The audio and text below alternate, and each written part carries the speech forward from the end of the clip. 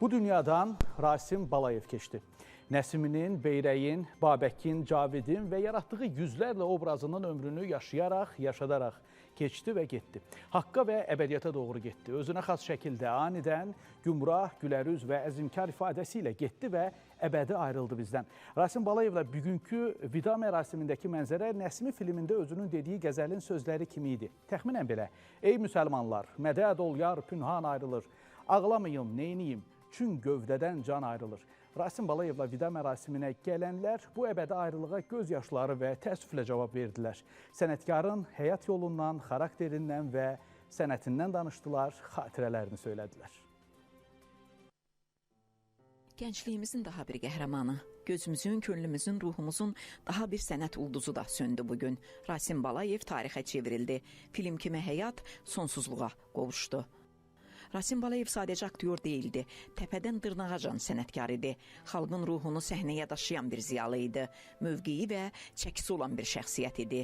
Ölümdən heç vaxt qorxmayıb o. Heç vaxt qorxmayıb. Elə Nəsim filmində çəkiləndə, Dədəqoruda çəkiləndə, atdan yıxılmaqları falan da deyir, heç vaxt ölüm mənim gözümdə olmayıb.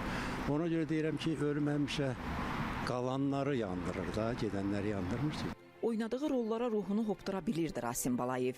Babəki ilə igidliyin, cəngavərliyin büstünü yaratmışdı. Çox böyük itkidir. Azərbaycan mədəniyyəti üçün, təkcə kinosu üçün yox. Həm sənətkar kimi, yəni Azərbaycan kinosunu mən təkrar deyirəm, mənim üçün Azərbaycan kinosu bir aktyorun sifətində mənə istəyərsiniz o kinonu. Mənim gözüm qabağına gələn sima Rasim Balayev olar. Nəsimisi ilə sözün qüdrətinin, fəlsəfəsinin abidəsini çıza bilmişdi. Bamsı Beyrəyi də bir ayrı sevdi idi. Şücaət və hünərin harmoniyasını ondan gözəl bunca kim yarada bilərdi ki? Rasim Balayev sıradan bir sənət adamı deyildi. Rasim Balayev Azərbaycanın kinosunda, Azərbaycan teatrında özünün qızıl səhifəsini yazmış böyük bir aktyorumuzdur. O bizim Nəsimimiz idi, bizim Babəkimiz idi, Bamsı Beyrəkimiz idi. Eyni zamanda dostumuz idi, yoldaşımız idi, tərəf müqabilimiz idi. Mən çox heyfsilənirəm.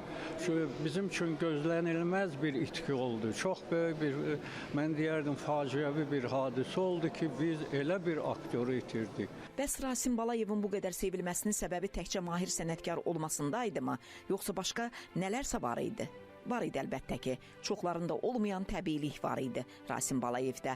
Xalqın ruhuna, duyğularına yaxşı bələd idi. O hisslərini süni yox, təbii göstərirdi.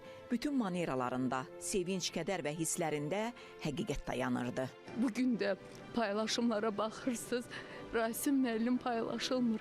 Onun çəkildiyi filmlər paylaşılır. Yəni bugün Azərbaycan kinosu dilə gəlib danışır və onun bizə dedikləri var. Yetər ki, biz onu eşidə bilək. Yaxşı aktyor, ziyalı mövqeyi olan şəxsiyyət əsl qiymətini sağlığında almış sənətkar. Rasim Balayevi cəmiyyət belə tanıdı.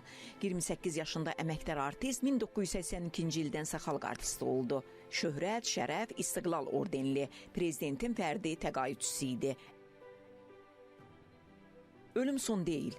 Başlanğıc olduğu gerçəkliyini çox ölümsüzlər isbatlayıblar. Rasim Balayev də onlardandı. Gedişinə baxmayın, o cismidir. Ruhi isə əbədidir. Yolun da, yolculuğun da nurlu olsun. Sənətkar. Bəturə Nəbiyeva, Fidan Səfər, Nadir Cəlilov, Space.